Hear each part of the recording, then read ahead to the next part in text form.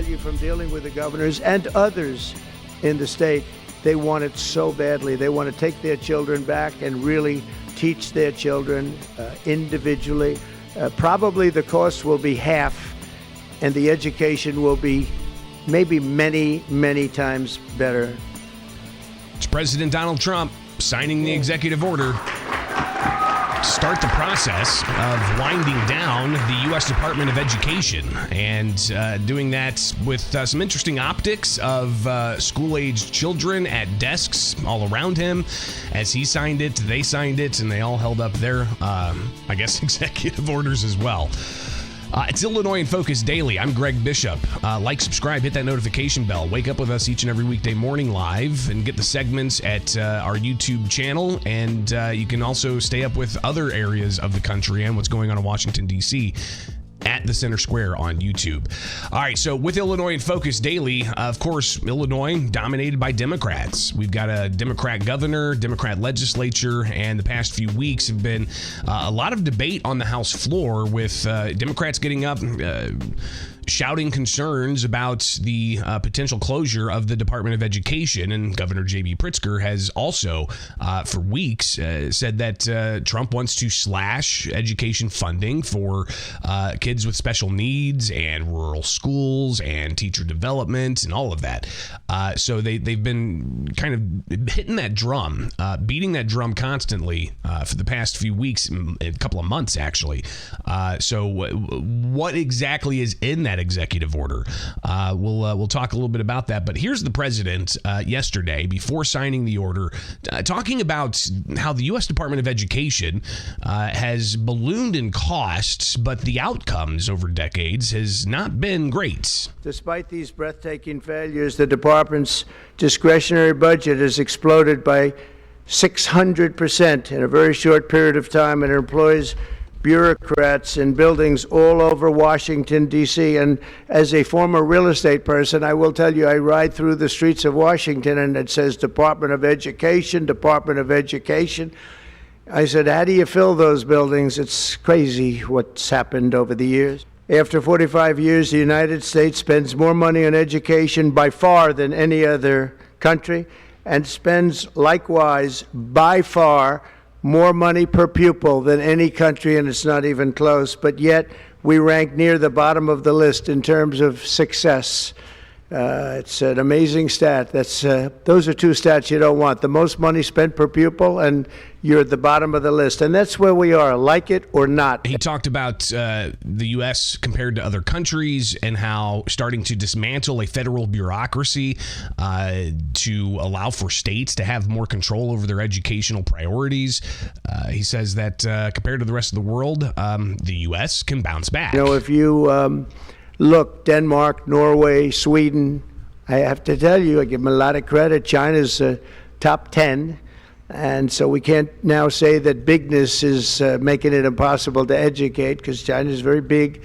But you have countries that do a very good job in education. And I really believe, like some of the governors here today, from states that run very, very well, including a big state like Texas, but states that run very well are going to have education that will be as good as Norway, Denmark, Sweden, and those top, Finland, those top countries that do so well with education. What about the states that aren't doing so well with education? Will they be able to get those dollars and do better things and get better outcomes? It's a question I guess we have yet to fully see. But here in the state of Illinois, there's been a lot of debate about education, of the outcomes after COVID, children not being able to read at grade level, children not being able to do math at grade level. You've got children still being able to graduate, though the proficiency rates aren't that great in some areas. Listen, there's some schools that do awesome, and there's schools that cost $6,000 per pupil. Other schools cost taxpayers, $20-some-odd thousand per pupil, just depending on where you're at.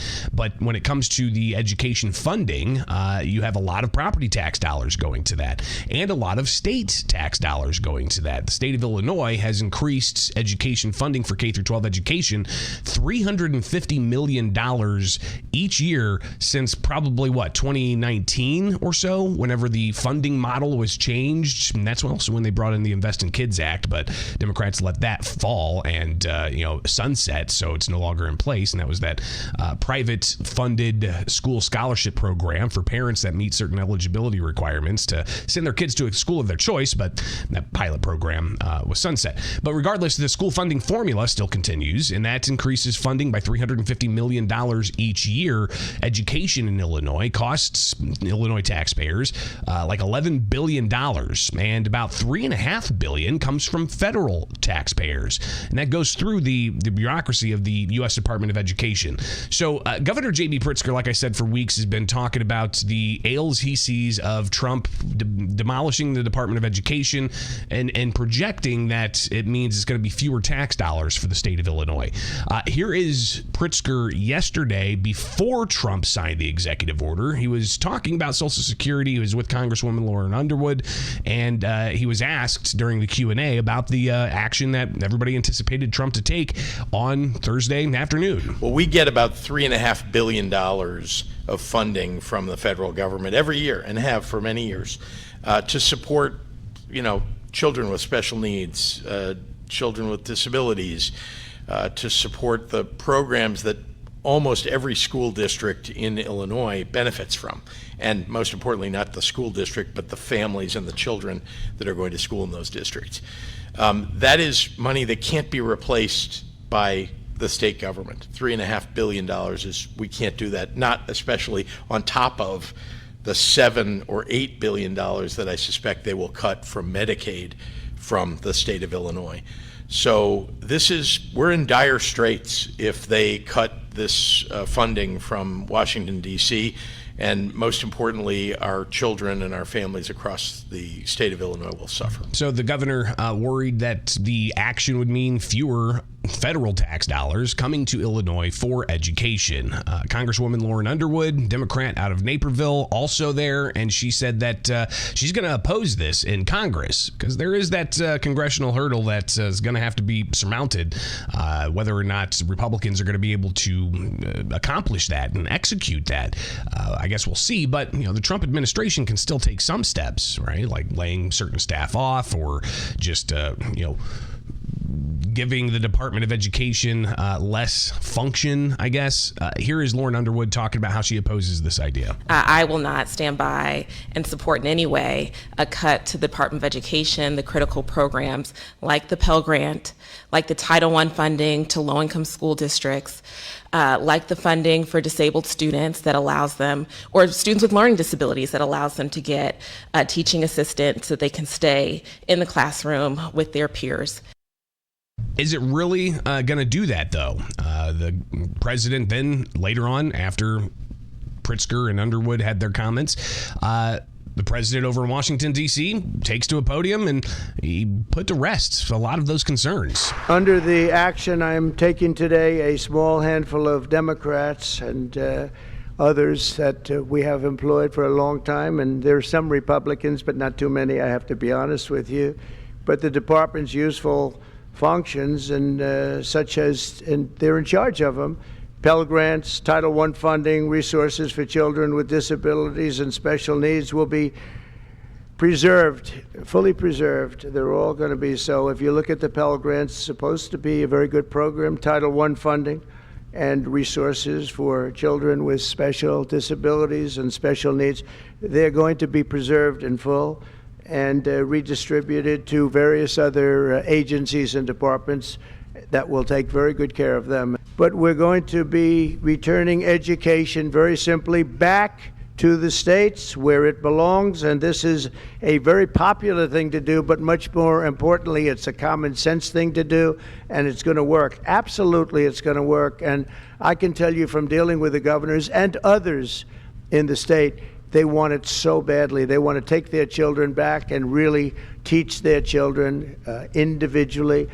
Probably the cost will be half, and the education will be maybe many, many times better. So again, there's the president signing that executive order.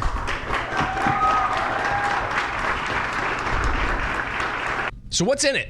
What's actually in that executive order? Let's go check it out. You can see it for yourself. Go to thewhitehouse.gov and you'll see improving education outcomes by empowering parents, states, and communities. Executive orders, March 20th, 2025. Let's read this together. By the authority vested in me as president by the Constitution and the laws of the United States of America, and to enable parents, teachers, and communities to best ensure student success, it is hereby ordered.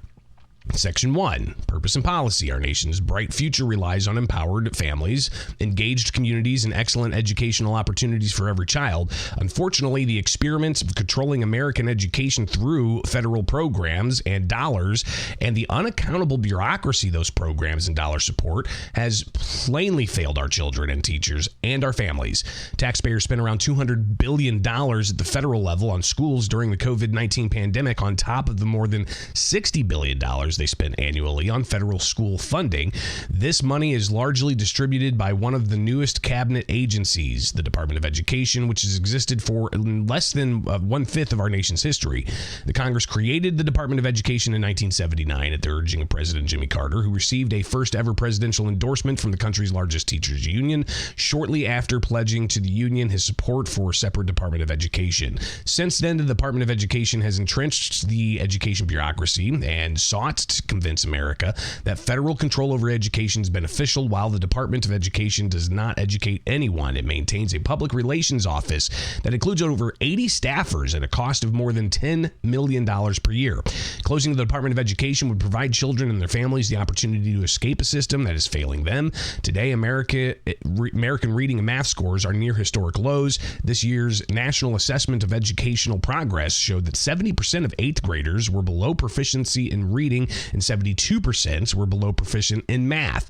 The federal education bureaucracy is not working. Closing the Department of Education would drastically improve program implementation in higher education. The Department of Education currently manages a student loan debt portfolio of more than $1.6 trillion. This means the federal student aid program is roughly the size of one of the nation's largest banks, Wells Fargo. But although Wells Fargo has more than 200,000 employees, the Department of Education has fewer than 1,500 on its Office of Federal Student Aid. The Department of Education is not a bank, and it must return bank functions to an entity equipped to serve America's students. Ultimately, the Department of Education's main function can and should be returned to the states. Then it goes further, closing the Department of Education and returning authority to states. The Secretary of Education shall, to the maximum extent appropriate and permitted by law, take all necessary steps to facilitate the closure of the Department of Education and return authority over education to the states and local communities, while ensuring the effective and uninterrupted delivery of services, programs, and benefits on which Americans rely. So that really seems to go straight to that idea that some of the Democrats were pushing, that they're just going to close this agency and they're going to cut all those funds from education. Well, the executive order here says the opposite. It says, closing the department, you're going to have to also keep all of those uninterrupted delivery of services, programs, and benefits. Then, consistent with the Department of Education's authorities, the Secretary of Education shall ensure that the allocation of any federal Department of Education funds is subject to rigorous compliance with federal law and administration policy, including the requirement that any program or activity receiving federal assistance terminate illegal discrimination obscured under the label diversity, equity, and inclusion, or similar terms and programs promoting gender identity Incredible families. ideology. So it goes through some other things, the various functions and whatnot. So listen, I mean, you've got the Department of Education here looking to wind down through executive order.